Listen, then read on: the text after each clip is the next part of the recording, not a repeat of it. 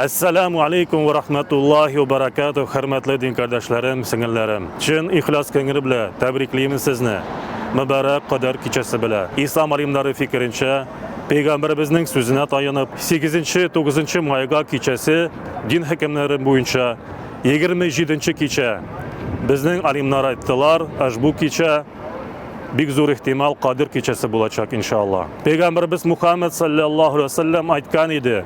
Kim bu kechani hayırlı ravishda qiyam qilsa, ya'ni ibodat qilsa, namoz o'qisa, afv etishni so'rasa inşallah, Alloh taolo uning alik bo'lgan gunohlarini g'afur etadi. Qur'on kitobida aytilgan, min aydan hayırlara ibodat bu kechada. Ya'ni min ay o 83 yıldan da artıqroq islom alimlari fikrincha. Shunga ko'ra agarda biz to'g'ri kelsa, ibodat biri bu hayırlı kechaga bizga yozilur 83 yılının ibadeti.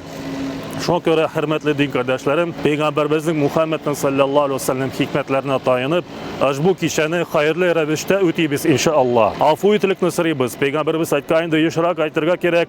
Allohumma innaka afun tuhibbul afwa fa'fu anni. Ya Allah, sen afu etuvchilarni yaratasan. Meni de afu et. Meni de afu et. Sen afu etuvchilikni yaratasan. Meni de afu et degan Peygamber Muhammed sallallahu aleyhi ve sellem bu kechada duosi turunda. Hürmetli din kardeşlerim, Çin ihlas kengiri bilan sizni tabriklayman, kelajak Qodir kechasi bilan.